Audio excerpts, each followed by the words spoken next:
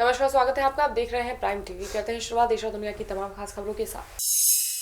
योगी सरकार ने अपना चौथा बजट पेश किया है। इस खास बजट में अयोध्या समेत प्रदेश के कई शहरों को स्मार्ट सिटी बनाने का ऐलान किया गया है।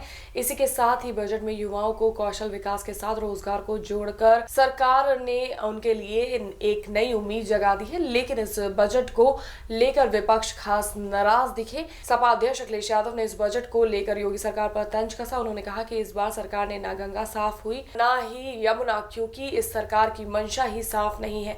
क्योंकि किसानों की आय दोगुनी करने का भी वादा किया गया, लेकिन 1% भी आय नहीं बढ़ी।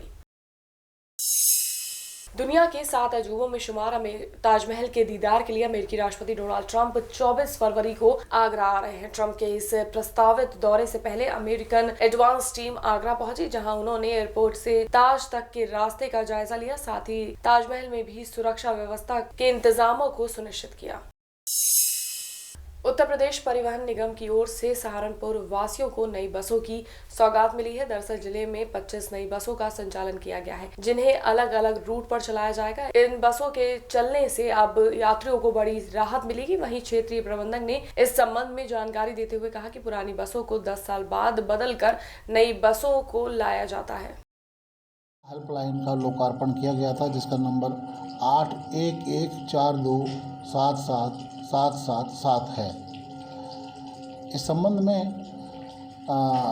इसकी यद्यपि वेलकम हुआ, लेकिन इस पर अभी तक कोई शिकायत आई नहीं है। अभी कुछ जागृति आना बाकी है और आपके माध्यम से मैं यही अनुरोध कर सकता हूं सभी महिलाओं को कि यदि कोई ऐसी बात हो जिसकी शिकायत करने की नौबत आए तो वे इसका इस्तेमाल करें। इसके लिए एक महिला अधिकारी को नामित किया गया है जो 24 घंटे शिकायतों का निवारण करने के लिए काम करती है। अमेठी में अल्पसंख्यक समाज कल्याण विभाग के अंतर्गत सहायक सर्वे कमिश्नर वक्फ कार्यालय में तैनात क्लर्क राजकुमार के भ्रष्टाचार की शिकायत पर जांच करने आई मदरसा मिनी ITI स्टाफ पहुंचते ही पूरा स्टाफ ऑफिस ही छोड़कर भाग गया। कर्मचारियों के इस तरह के कार्यालय छोड़कर भागने से नाराज महासचिव ने कार्यालय के गेट पर ही बैठ गई और DM व अन्य अधिकारियों को बुलाने की मांग पर अड़ गई। महासचिव सूफिया बानो ने मीडिया से बातचीत में कहा कि यहाँ का पूरा स्टाफ रिश्वतखोर है। भ्रष्ट अधिकारियों के साथ कार्रवाई होनी चाहिए, इसको तत्काल सस्पेंड करना चाहिए। ये राजकुमार कौन है, किस पद पे हैं यहाँ? ये वक्त सर्वे का बापू है। यहाँ पूरा मतलब धन कमाने के लिए यहाँ पे इसको नियुक्त किया गया। कितने लोगों की शिकायत हुई थी आपके पास? कम से कम 25-30 लोगों ने शिकायत किया। तब मैं आजमगढ़ से रात 11 बजे मैं आई हूँ। प्रदेश सरकार की कायाकल्प योजना के तहत हर ग्राम पंचायत के प्राथमिक स्कूलों में लग रहे मैग्नेटिक ग्रीन चौक बोर्ड में भ्रष्ट अधिकारी बड़े पैमाने पर पलीता लगा रहे हैं। बता दें कि कानपुर देहात में भी बीजेपी के मंडल प्रभारी और पूर्व ब्लॉक प्रमुख ने DM को ज्ञापन देकर शिकायत करते हुए कहा कि अफसरों ने बिना टेंडर के एक अज्ञात फर्म को स्कूलों में बोर्ड आपूर्ति के मौखिक निर्देश देकर ग्रीन बोर्ड लगवा रहे हैं और इसके लिए मनमाने बिल वाउचर बनवाकर सरकारी धन की लूट की जा रही है।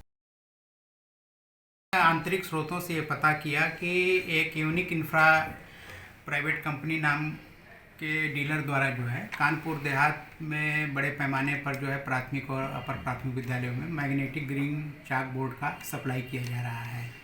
मैंने इसके वाउचर को प्राप्त करके जब अपने कार्यालय से रजिस्टर डाक से उसके पते पर भेजा तो रजिस्ट्री वापस आ गई कि यहाँ इस नाम की कोई फर्म जो है इस पते पर नहीं रहती है। फिर मैंने अपने मंडल के सभी जनपद के जो DPROज हैं उनको निर्देश दिए हैं कि जहाँ जहाँ ये सप्लाई हुआ है इस फर्म के माध्यम से उसकी सूचना दें, फिर उसके आगे के बाद की कार्रवाई हम लोग।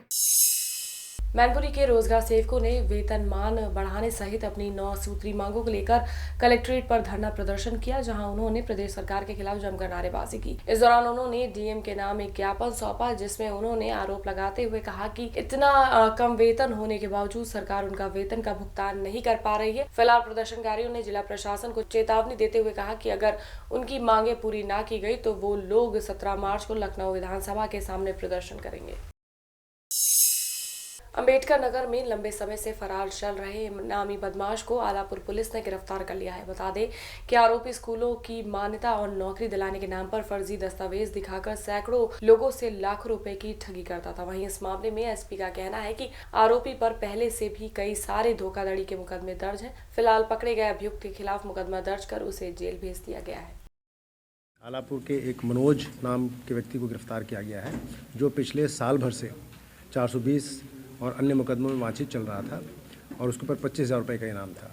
अभी तक की जानकारी के हिसाब से उसके ऊपर 6 मुकदमे मिले हैं और उसके भाई का एक प्राइवेट स्कूल है जिसके नाम पे स्कूल को मान्यता दिलाने के नाम पे वो लोगों से धोखाधड़ी करता था। इसके ऊपर जो मुकदमे हैं वो 3 मुकदमों में वांछित है। आजमगढ़ में एक मुकदमा है जिसमें वो वांछित है। इसके अलावा आलापुर के एक और मुकदमे में वांछित है और कई विभिन्न थाना क्षेत्रों के उस पर कई मुकदमे हैं। पकड़े गए मुलजिम से पूछताछ की जा रही है। बहराइच के श्रावस्ती नगर इलाके में अचानक घर में लगी आग में एक मासूम बच्ची की जलकर मौत हो गई। वहीं इस बच्ची के मां बाप भी गंभीर रूप से घायल हो गए, जिन्हें स्थानीय लोगों ने अस्पताल में भर्ती करा दिया है। फिलहाल घायलों का इलाज जारी है। इस घटना के बाद सूचना मिलने पर पहुंची पुलिस ने बच्ची के शव को पोस्टमार्टम के लिए भेज दिया है। आग लग जाने के कारण रवि मोहन श्रीवास्तव, उनकी पत्नी और बच्ची झुलस गए। बच्ची ज़्यादा झुलस जाने के कारण बच्ची की मौके पे ही, जो 1 वर्ष की थी, मौके पे ही उसकी मृत्यु हो गई। घायल व्यक्तियों को तत्काल जिला चिकित्सालय भेजा गया है और बच्ची का पोस्टमार्टम करा करके पंचायतनामा करा करके पोस्टमार्टम के लिए।